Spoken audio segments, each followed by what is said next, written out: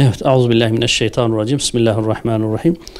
Yani hepimizin bildiği gibi evet son zamanlarda kimi çevreler bilinçli bir şekilde programlı ve organizeli bir şekilde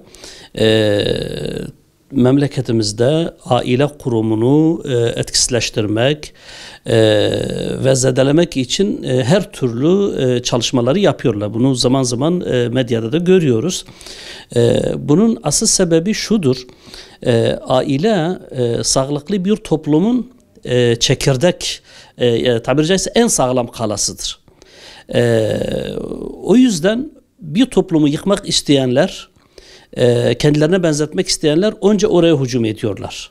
Aileyi bozarak toplumu bozmaya çalışıyorlar. Aileyi ifsad ederek toplumu ifsad etmeye çalışıyorlar. Dolayısıyla bu büyük bir tehlikedir. Çünkü aile bizim için yani neslimizin, geleceğimizin, toplumumuzun, çocuklarımızın korunması için olmazsa olmazımızdır. En sağlam kal'amızdır. Buna sahip çıkmamız lazımdır. Onlar bir yere hücum ediyorlarsa, saldırıyorlarsa, orayı bozmak istiyorlarsa bilelim ki orası bizim için stratejik öneme sahiptir. O yüzden sahip çıkmamız lazım. Peygamber Efendimiz sallallahu aleyhi ve sellem aileye fazla önem vermiştir. Evliliği sürekli teşvik etmiştir. Evleniniz çünkü insanlar evlenerek dininin yarısını kazanıyor. Geri kalan yarısı için de Allah'tan korksun diye buyuruyor Peygamber Efendimiz sallallahu aleyhi ve sellem.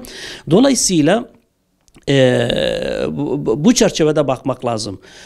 Şimdi onlara niye böyle yapıyorlar demekten ziyade, yani İslam düşmanlarına, aile düşmanlarına niye böyle yapıyorlar demekten ziyade, şikayet etmekten ziyade biz buna nasıl engel olabiliriz? Müslümanlar olarak, anne babalar olarak şüphesiz ki Peygamber Efendimizin ifadesiyle buna teşvik ederek, yani aileyi güçlendirerek, bir an önce aile kurarak çocuklarımızı bu haramlara düşmeden önce onları helal dairesi içerisinde muhafaza ederek bunun önüne geçebiliriz. Çocuklarımızın evliliğini kolaylaştırarak bunu yapabiliriz. Evliliğimizi Peygamber Efendimizin sünneti üzerine inşa ederek bunu engelleyebiliriz.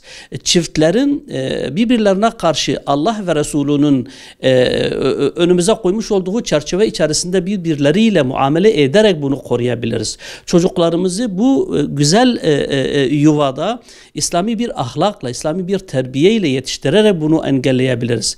Evlatlarımıza Allah'ı, peygamberi, dinimizi öğreterek bunu engelleyebiliriz. Dolayısıyla burada iş hepimize düşüyor. Yani bu ülkeyi idare edenlerden tutun, bu ülkede yaşayan alimlere, efendime söyleyeyim mütedeyyinlere, dindar ailelere, hepimize, ben Müslümanım diyen herkese aileye sahip çıkma hususuna hassasiyet göstermesi gerekir.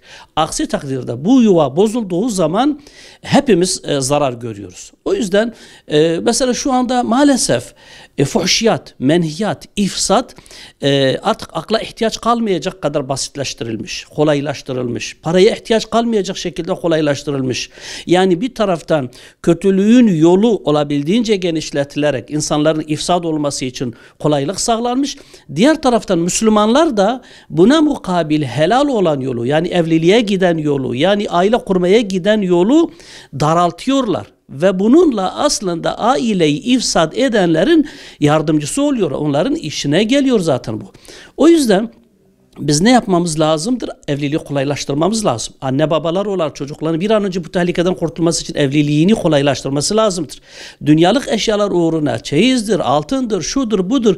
Bunları düşünerek çocuklarımızın imanını tehlikeye atıyoruz. Evliliği geciktirerek onları tehlikede bırakıyoruz ve bu ifsad şebekelerinin işine geliyor bütün bunlar.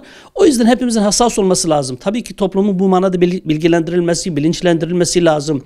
İslam'ın aileye, evliliğe verdiği ehemmiyeti toplumumuza aktarmamız lazım. Neslimizi bu manada aydınlatmamız gerekir. Diğer taraftan da evliliği kolaylaştırmakla ancak bu işin önüne geçebiliriz diye düşünüyorum.